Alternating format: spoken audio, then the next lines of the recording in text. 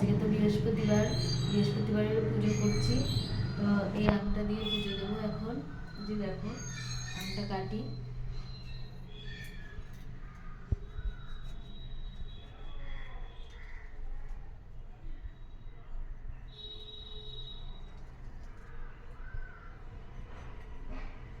নরম হয়ে গেছে আমটা, বেশি নরম হয়ে গেলে কাটা যায় না। আমার আবার বটি নেই তো, এটাতেই কাটতে হয়। এবার দেখো